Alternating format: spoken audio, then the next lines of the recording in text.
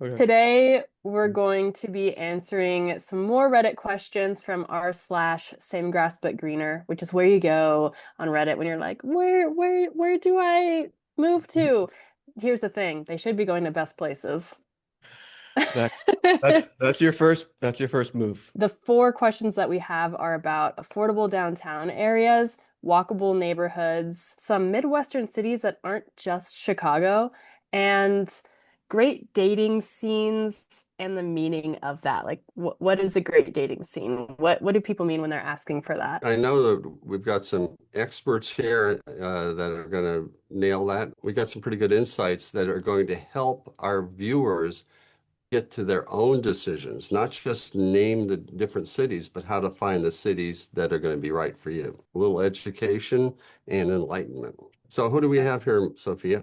I'm Sophia, Chief Communications Officer. I love to learn different languages. I have lived all along the West Coast, in Alaska, Oregon, and California. And, we can basically say Washington too, because I have a bunch of family there. I'm Bertrand. I'm from Portland, Oregon, but I lived in LA for 13 years. I also lived in Seattle too, so I got the whole West Coast. And I live in New Hampshire where I went to college too, so I got East Coast and West Coast down. Excellent. I'm Bert Sperling, the original Best Places guy, and I've been doing this for 40 years. My family growing up was, my dad was in the Navy, moved all around, born in Brooklyn, New York, lived in Key West, Florida for a while, Norway, went to Carmel Valley, California. That's just right around Monterey, south of San Francisco, to Kodiak, Alaska, second largest earthquake ever recorded. That was crazy. Then went down to Corvallis, Oregon, and found Oregon was just perfect for me. So I've been living here in Oregon for all of my adult life and love it. Learned a lot about places, and I want to share it with you. And I'm Nick Arnold. I'm the Chief Geospatial Officer at Best Places. And I've had a chance to live a lot of places all over the country, Indiana, Maryland, Mississippi, Idaho, a number of places in Oregon as well, which is where I live now. And yeah, I'm excited to share. What an awesome squad. We're really great. In fact, we'll be talking about whatever, and somebody will pipe up and say, "Oh yeah, I lived there for a while," or whatever. Like, what? I know I can't keep track of all the places these people have been and all the interesting insights that they share about living there. It's funny that you mentioned that actually, because when you said Oslo, Norway, I was going to say I actually lived in Spain for a little while too. Oh, Wow. cool. Wow. So, Sophia, what's the question? What cities have the most affordable downtown living? They're saying, is it even possible anymore to live downtown in a decent sized city without paying out the nose? I lived in downtown Phoenix for several years and was paying $600 a month. This was 10 years ago. Now that's probably impossible. From what I understand, downtown St. Paul, Minneapolis is relatively affordable, and Seattle not at all. Other than the above cities, which are popular on Reddit, what are some of the affordable downtowns people don't normally think of? My first inclination for a lot of these, finding value and affordability is just not to look in the most populated places. Look for mid-sized cities. Milwaukee. You've already mentioned St. Paul. That would be a great alternative, probably to even Minneapolis. But yeah, think about the secondary cities that you don't see a lot: a Milwaukee, a Columbus, Ohio, maybe a Cleveland, Pittsburgh. Some of those places that are just Cincinnati, not the did you say first that? thing you think of. I have to say that these are challenging times. The cost of living is really high in a lot of places. I think that you should think about expanding your horizon to places like Nick said that you wouldn't think of otherwise, but that are completely livable. And also, you're going to find in a larger city, you're going to find exactly the kind of neighborhood or the smaller satellite city that'll be perfect for you, but have all the resources of a larger metro area. So don't turn your nose up when you think about, oh, I'm going to live in I don't know, Minneapolis or Pittsburgh. Some of the places are very cool, and a lot of people had moved out of New York City to find more affordability and moved to Philadelphia. And for a while, were referring to it as the sixth borough. And they would hop on the commuter rail and then be up in New York City for their meetings or whatever, and then come back down to Philadelphia. Same thing with Baltimore. Some amazing bargains out there. Read news articles about where they say that they're rebuilding and where downtowns are coming back, because where they're writing articles about it coming back means that they're kind of in the process of coming back, which means they haven't come back all the way, which like coming back from either COVID specifically, a COVID downturn, or not necessarily COVID, places like Detroit or something like that. But there's also wishful thinking too, anytime they're writing about it coming back. So yeah, read a bunch of articles. Do like a search for downtown coming back, blank downtown coming back, and that's going to give you clues of different cities, which cities downtowns are in the process of rebuilding. Those are going to be places that are not rebuilt yet, but are coming back and are putting forth an effort to be rebuilt. So you can be a part of that rebuilding and that resurgence and that renaissance. So look for those cities and be a part of that. It'll be fun. I remember Nick talking about how Detroit was coming back in 2024. It is coming back a little bit. Yep. Yeah, It's I a think good redemption story. There's a lot to gain, with that. I mean, it's like extreme affordability. You can just get, I mean, they have excellent architecture, like just absolutely stunning historical architecture there in the first place. And, the ones that aren't falling down completely, you can get for really pretty inexpensive, even still today, and get quite a lot for your money. A friend of mine from Ithaca, New York, college town, and he was saying that he had some friends he was visiting in Buffalo. And he said that you could go out in Buffalo with $10 in your pocket and have a good time. And they had bars would have specials, and that was a few years ago he said that. So maybe be $20. But it's just an example of these places that are kind of gritty. And it also, if the people there don't have much money, they're not going to have very high prices in the venues, the amenities or whatever, because the people don't have that much money to spend. It all sort of adjusts how much money is sloshing around. Those places are a great place to make a new start.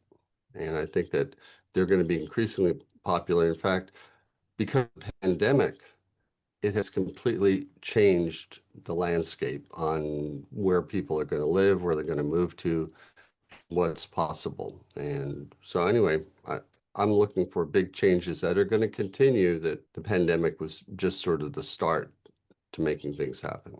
Yeah, let us know where you end up, and let us know if these ideas spur you on with any ideas of your own for where you might be exploring or looking at. I was a little bit selfish in finding this question because a friend of mine recently moved to a bigger city, and I saw that one of their friends had asked her, like, hey, I would love to move to a bigger city too, but I don't know what to do. I don't know where to start. I don't know how to afford it. And I was like, I know of some people who can help with this. Nice. In Los Angeles, except for recently when downtown has had a resurgence, but traditionally, downtown Los Angeles was not a place where anyone wanted to live.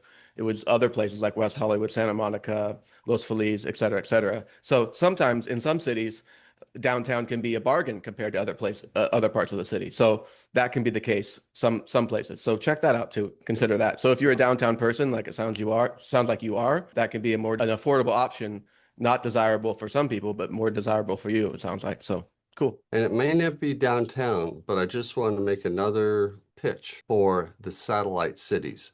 In other words, for every large metro area, there's like one or two key cities that anchor: Minneapolis, St. Paul, that sort of thing. But all around there's smaller cities down to 10,000, 15,000 people that are completely livable. And they might be a little further away from the core metro area, but there are all these resources around that are part of it that could be really affordable. And some of the downtowns in those little places are really cute, and they're really they're kind of undiscovered gems. So go out there and discover some. We often ask about walkable cities.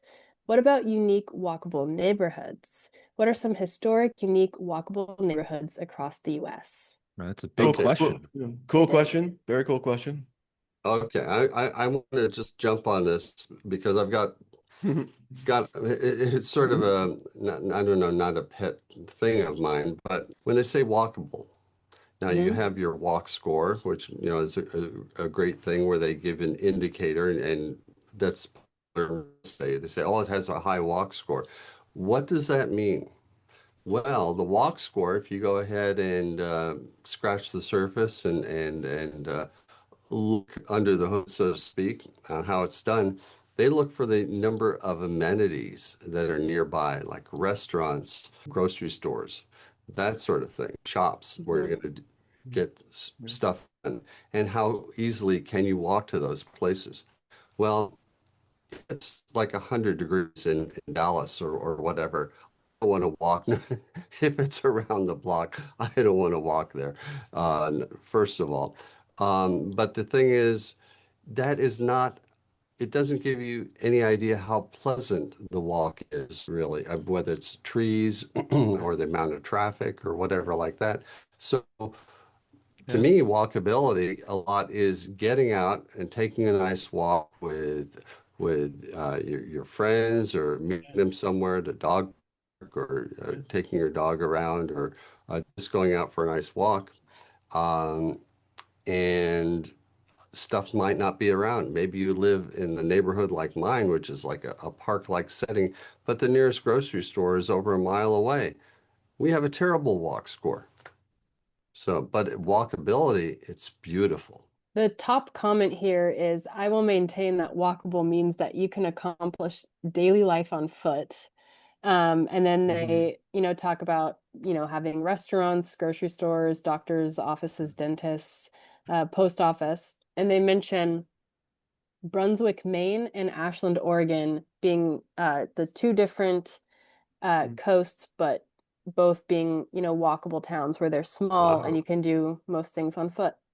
Sophia, Ashland, Oregon. Mhm. What? Yeah. Yeah. It's Yeah, true. come It's on. walkable. I walked a lot, especially in the winter time, because the one of the difficult things is that if you live up on one of the hills, then it's not so walkable anymore. Um, but it also meant that I kind of had to walk because otherwise my car would just slip and slide down a mountain. So Mm, Yeah, I mhm. would definitely remember Ashland being like pretty steep, if I remember correctly. yeah, but only in like a couple of places if you have like a place that you're living there. All of the like the university, the downtown area, all the restaurants and grocery stores are all like very flat. Mhm. Oh, good. Nice. Mhm. I like that Okay. commenter's description or definition of walkable, where you can accomplish daily life without having to get in the car. That's cool, and that is a really cool way to live. I can do that where I live in the Pearl District right here now here in Portland, and it's kind of, I would say, maybe European in a way, but not having to get in your car and just being able to go from your apartment or your house out to your grocery store, your restaurant, your et cetera, et cetera, go for your walk, go for a walk with your dog or your significant other, et cetera, et cetera, et cetera, is really nice. It's a nice way to live, very peaceful. So I can see why someone would want that. So it's a great question, good thing to explore. There's another side to having your amenities nearby or being next to your amenities. You step out of your front door or whatever, and there is a whole bunch of stuff going on. Maybe it's traffic. Maybe it is a lot of noise and confusion living in New York City. For walkable neighborhoods, I'd say for places I live, Portland, I would say Hawthorne, Belmont. These are classic places. Northwest 23rd is a little bit bougie, but it's super nice, classic.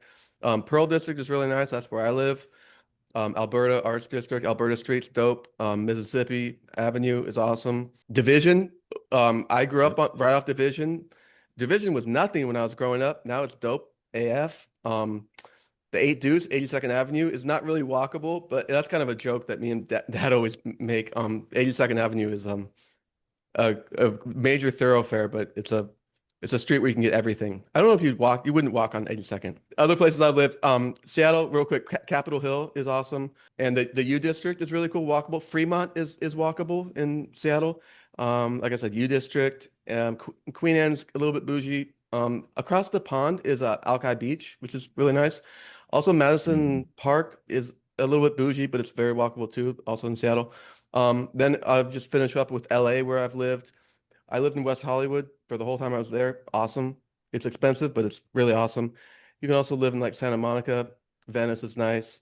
Venice can get a little bit sketchy at night, gangs and stuff like that in Venice, so watch out for that. Santa Monica is awesome, and then Montana Street, close to Santa Monica, a little bit inland from that. Los Feliz is really hot right now. Silver Lake, that's a cool place to hang out. Young people hang out. Something called like Frog Town or something like that. It's a part of Silver Lake and Los Feliz. Got like hip and hot right when I was leaving. And then, like I said, downtown is getting a resurgence right now. So people are actually living downtown. That's LA for you. Yeah. And Larchmont for like people like me. Larchmont, Hancock Park, Yeah. really awesome houses around there. Movie stars live there. Yeah, I mean, if you're looking for any other random examples, a number of years ago, I was in Boston and I was around Fenway, which I think that's the neighborhood is like Fenway or the Back Bay, I think is what they call it. And it was kind of a cool neighborhood, but it was kind of one of more of those like felt like a little assaulted by traffic and cars and noise while I was there. But that's like that's a classic like East Coast neighborhood area that's really cool. Kind of reminds me of like a Wrigleyville in Chicago. Another nice, really walkable area. Lincoln Park in Chicago is great. It's really similar to like Broad Ripple in Indianapolis. There's not a lot of other places in Indy that are crazy walkable, but like that one would probably hit people's radars. There's one of those. There's just a few of those in every city that are pretty well known, and probably a lot of those neighborhoods that are right around well-known ones are wouldn't surprise me if those are often pretty nice neighborhoods as well. But yeah, I mean, there's a lot of walkable neighborhoods. I like the idea of the medium-sized town as well, because, you know, a town of 25 to 50,000 people may only be 8 miles across altogether. And if you've got a university, you probably have some infrastructure, maybe even some free infrastructure that's geared towards students. I think Corvallis, Oregon, still has a free bus that I used to take a lot when I was in grad school there. That was pretty cool. So, you know, certainly don't count those medium-sized places as well. They can be a really nice, very easy living experience. Sophia and Bert got some walkable neighborhoods from your experiences? Well, you know what's interesting is that I went to Montana. Most of Montana, or most of the parts of Montana that I went to at least, were not really walkable at all. It was very car-centric. But when I was in Whitefish, Montana, which is where the Amtrak stop is at, it was actually pretty walkable. I was surprised. I was able to like walk from the place that we were staying, you know, go to, you know, different restaurants, see all these, you know, different areas and different businesses, and lots of other people were walking around too. Overall, with the whole idea of, you know, providing the insights where you can do your own research and sort of see what fits.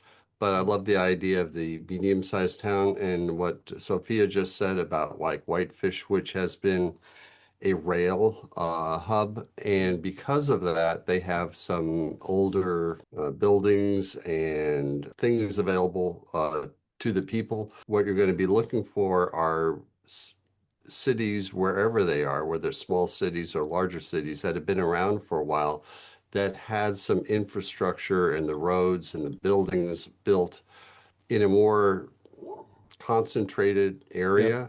Yep. Where it wasn't all car dependent. Now you go to a place maybe in the Southwest or somewhere like that, and it's sprawling. Yep. And they put up a strip mall. It's the opposite of walkability. So you want to find the places that are, say, older, have been around for a while, and they're going to have a concentration of buildings. And you're going to have your walkability. And I was thinking about that, Bert. Older cities like I know, you know, Boston and stuff like that, they have a really weird winding road structure and stuff like that, which actually makes it really great for walking, but it's hellish to drive in. With you, I thought that older cities equals better for walking, which is cool. But then also I thought of West Coast cities are actually pretty good for walking. I think largely too, like Seattle, Portland, and LA. LA is obviously a car-centric town because it's so spread out, but it has a lot of great neighborhoods for walking. So, but I think Seattle and Portland are actually pretty good for walking too. But they're relatively new cities. Cities like Houston, A-Town, Atlanta, stuff like that. Those cities with like beltways, like around them and stuff like that. Nick, you're really good at knowing stuff like that because you're a cartographer and stuff like that. And DC, does DC area have like a beltway? Yep, sure Cities does. like that, those are really like bad. Those are like made for cars, kind of. So, and I mean, right, to a large extent, those are like Yeah. they're built with the idea of people being in their cars and stuff like that. So those cities probably, avoid those, as far as like walkability, Seems probably. like in the DC area, they like add highways every couple of years, like some new toll road opens up or something somewhere to try to fix the traffic problems. But yeah, it's Yeah, very car centric anywhere out there for the most part, yeah. unless you're like right in the city. And then it's often great. The other thing I noticed, which was kind of weird about New Hampshire and Asheville, North Carolina, both have this thing where, and they're walkable once you get somewhere, but they have this thing where if you want to go somewhere, you can be really close on a map, kind of, but they have like these hills and stuff like that you have to drive through. And I get lost AF when I'm driving, both in New Hampshire and in North Carolina. So that would be not walkable for me. And honestly, I find it really frustrating because if you miss your exit, you're like driving for another like 5 or 10 minutes. Very different from where I'm from on the West Coast. Largely flat, and you're on a grid system, which I can navigate very easily. The curvy nature of both those places, like North Carolina, New Hampshire, where it's curvy. I don't know. I'm not on the grid, so I don't know what direction I'm facing. I'm lost instantly, and I can't walk. So those places are frustrating for me. So I would not want to live at either of those places. So Yeah. those are not walkable in my book. I appreciate a good grid pattern being having lived in Indiana for a long time. Yeah. Everything's a grid pattern, and it does make it really, really easy. We actually were hired Best Place by Hertz. Oh. I guess one of the worst cities for navigation or getting around, or because Hertz had some little device you could rent that was basically a GPS unit back before they had iPhones. Anyway, so we analyzed some satellite footage and everything like that, and we determined Boston, least drivable city. And someone, I think, wrote in and said, if you didn't name Boston, you guys are idiots. It is totally that was kind of a backhanded compliment. And that's because all these old paths, goat paths or people paths or whatever, Indians from way back when had these paths, and they would gradually curve. And then it's like, okay, I start out in what direction? Did I actually curve? I'm turning, where am I, where am I facing? It's not like you go this way, that sort of thing. So it's much harder to tell where you're going. Are there vibrant, clean, upbeat Midwestern cities besides Chicago? What Midwestern cities seem to actually feel alive, clean, vibrant, and have new developments and feel like they're making progress towards the future? I thought you guys might like this one because you talk about like boom towns and upcoming towns and rebuilding towns and who's coming back. Nice. Well, it's a great question because Midwestern cities, generally speaking, have really rebounded quite nicely in the last handful of years, and they've really, benefited a lot from the outflow of people from the coasts and big cities during the pandemic, for sure. At that time, I might have said there aren't too many cities like Chicago in that sort of feel. Nowadays, it honestly sounds a lot like there's a renowned sort of like this new vibrancy in a lot of places. I keep hearing great things about Indianapolis these days. There's even like home builder shows hosted in Indianapolis these days to, I guess, show the whole world how cheap Indianapolis can be and how much you can get for your money there. But there are a lot of other great cities. I mean, I have a weird soft spot for Milwaukee. I'm not totally sure why, but like I feel like it's a really underrated place. Cincinnati, I think, is kind of the same way. I've always really liked Cincinnati, even if I do kind of jokingly call it Cincinnati. It's a great little town. It's an awesome place to see a ball game. It's hilly, but it's still walkable. Things are right there, and if it lives bigger than it is, which is kind of the way I feel about Milwaukee. I've heard really good things about Omaha. Yeah, Omaha's a lot bigger town than I think anybody really gives them credit for. There's like legitimate skyscrapers in Omaha. I wouldn't really shy away from a lot of them, anymore. I think a lot of them represent good opportunity. There are some statistics out that these larger Sunbelt cities experience so much growth. Basically, there was a lot of growth in the big cities, Chicago, New York, San Francisco, LA, that sort of thing. Then people started sort of a migration from those larger cities to the glorious Sunbelt cities. There was a lot of talk about how the older cities were losing it population and just as far as their vibe and livability. But then recently, these larger cities are also like the Sunbelt cities of Dallas and Houston, Miami. They're starting to lose population. And some economist, Ed Glazier, came out with a study saying, yes, they're losing population. I thought, well, yeah, because they have grown so much so quickly that any organism cannot continue that explosive growth. You have to basically level out. You can't, just like a child that grows, it is not going to keep growing a foot per year or whatever, seemingly, that they grow. They're going to start leveling out and become normal sized, and you're going to reach that maximum density. So these larger cities like Dallas or whatever are experiencing the problems of the growth that people were escaping from in larger cities. So we're seeing Miami, Austin, Dallas, they're starting to lose population. People are going to places like Tulsa and Oklahoma City and all the ones that Nick mentioned as well. Yeah, we're going to see more of that as, like I said, the pandemic has changed things and opened people's eyes. I think we're going to go through some hard times economically, and that's also going to make these cities more attractive. I don't know anything about the Midwest. So, Sophia, do you know anything about the Midwest? Okay. I've been to Chicago, I've been to Kansas City, Okay. and I've been to Indianapolis, and Yeah. I've been to the tiniest little town in North Dakota. A lot of people mention Grand Rapids and Ann Arbor, and I know a lot of people from Ann Arbor who are just amazing people, super smart and creative, and so I can't imagine that Ann Arbor wouldn't be amazing. Mm. Ann I'm Arbor's a glad you good college mentioned town. Grand Rapids. University of Michigan. Mm-hmm. The Wolverines. When people here are looking for a place with a great dating scene, what are you really looking for? And this question popped out at me. One, because when Bertrand and I did that pizza video recently, an article had come out about the top dating cities, and a lot of people were like, no, not that. And other people yeah, I can see that. And there was a lot of kind of discourse online about it. But then also might be good to have a little bit of insight into what are the things that we look at. If only someone was here who had done a study of best cities for dating was hired by Axe Body Spray to go. Yeah. Who would that be? That's me.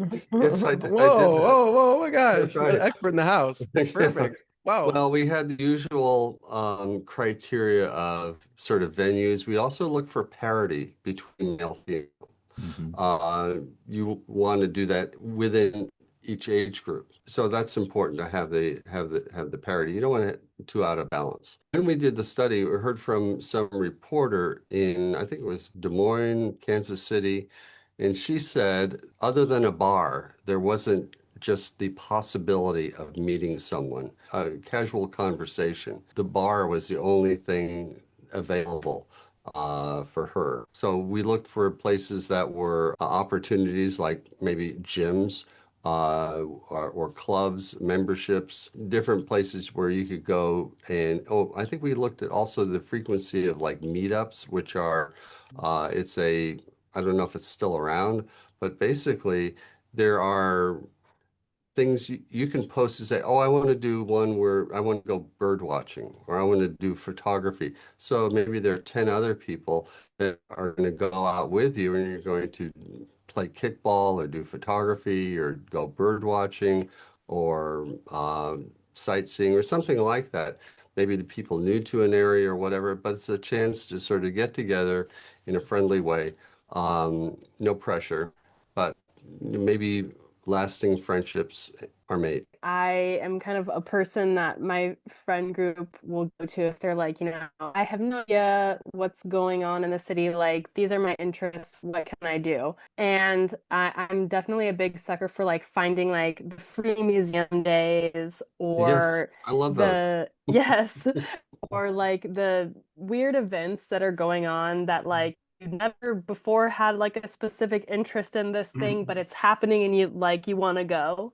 Right. I love finding stuff like that. And so I was Yeah. thinking about like maybe some point I should do like a how-to video, like a how to find your community in the town or city that you have moved to. Let us know in the comments if you want that video because I've been thinking about it, but I haven't done it. Yeah, that'd be Nice. cool. I'd like to see that video. And I have had people say to me when I tell them what I do for Best Places, they say, so when people move to the place that they've found on your site, they can still keep using your site, right? And find things and places to do, right? And I was like, no, but that's a good idea. We don't just Mhm. abandon you after you found your best place. There's people that want that. You want to find things to do and places to go and people to meet from Best Places. So that's a good thing to look into. We can Mhm. start with Sophia's video and go from there. Wherever you are, you have your own place. Try and make the best of what you got. And I was reading a bunch of studies about happiness and best places has to do with happiness. So I wanted to read all these studies and why Finland is the happiest place that I can imagine on Earth or Denmark or whatever. But someone like meta studies of gathering all these together and like what did I learn from reading every study on happiness? And I think what they came away with was the idea of human interaction. Doing something for other people makes you feel good. People doing something for you also makes you feel good. So try to have some little interaction. If I see something I like or that is cool, I'll try and say it. Like I'm walking along and someone's putting in some new, I don't know, some new bush in there or putting in something in the garden. I'll say, wow, hey, it's really going to look good. I like that. Or someone's got a new car with the paper plates on it or whatever. Say, wow, that's a cool. I like that color. I like when they started coming out with those weird herbs or something. That's really cool. And I don't know. And they say that things like that make people feel good. And maybe you're in line for a cup of coffee and you say, oh, we're finally getting some cool weather. This is great. It's a way of just sort of like breaking the ice, and who knows what kind of conversation you could have. And it's human interaction, which is not a bad thing. And we have so few of them these days. I try to do what I can to give someone a compliment or, make people's days just a little easier. Adding some canned food and those little free libraries. Nice. That's nice. Very nice. Well, hopefully y'all learned something from our Reddit video today. If you're one of the people who had one of these questions or who commented on these questions, let us know what you learned or if you have something to add or any updates on where you decided to move, if you decided to move, if you found your perfect city for dating. Yeah, we learn as much from you as you learn from us. The feedback is really important. Bestplaces.net is a website, lots of valuable, priceless information. All of this stuff straight to you. Well, thank you, everyone. Bye. Right. Bye. Bye-bye. Bye. Take care. Have a great day.